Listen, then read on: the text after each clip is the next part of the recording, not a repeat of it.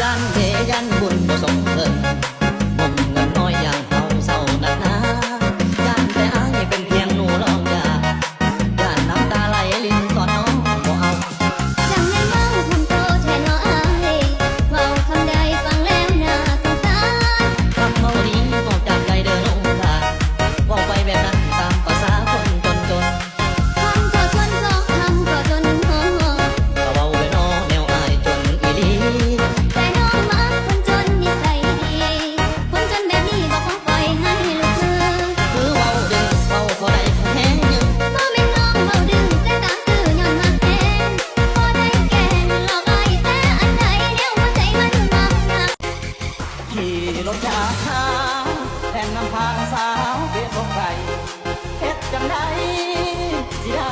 รถรุ่นใหม่ๆมาขี่คือเขา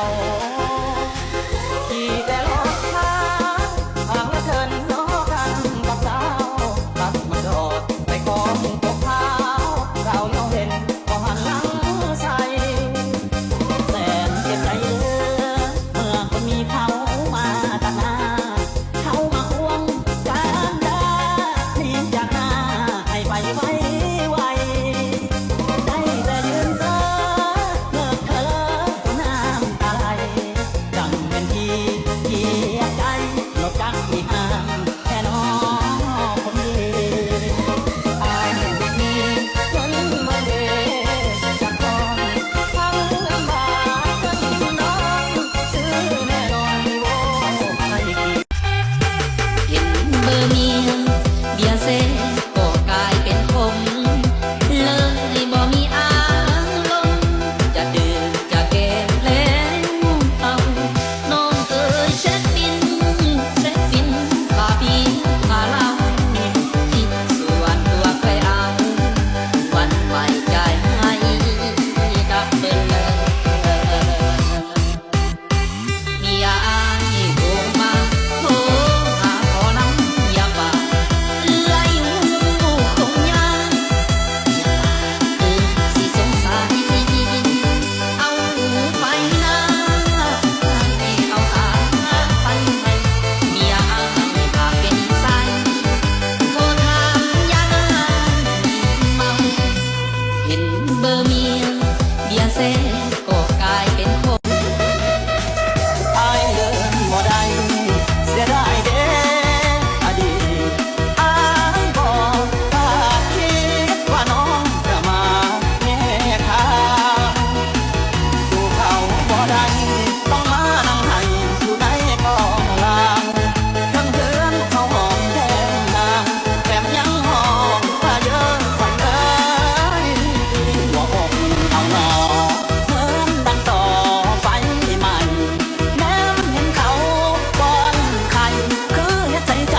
อายนี่แค่เอิญเจ้าบ่าวเจ้าสาวกินเหล้าแล้วเดินงานกายส่วนอายบ่มีความหมาย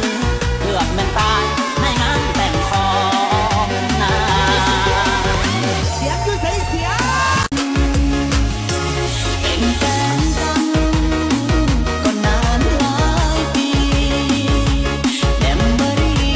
ในสมองเลยจำมัน คนเคยหักตัดใจลาฝากน้ำตาพร้อมกับความหวังคนอีหยังใจดำบ่เหมือนหน้าตาบ่นามีคนที่ทอดเจ้าลายามสิตายน้องคนที่เคยไว้มาเสียเส้นผมยังติดมอนอายถนอมทุกเวลาบอกตัวเองว่าวันหนึ่งเจ้าจะรู้ว่าคนที่ใจนั่งแนมท้องฟ้าน้ำตาของข้าก็ไหลแนมจันทร์แล้วนั่งมองให้หัวใจที่ไปเอ่ยอยากอยากเอ่ยกอดคุยขอเขาขอเองผู้คนที่หมดขอเพลงขอซอยขอเองแต่ข้าคนนี้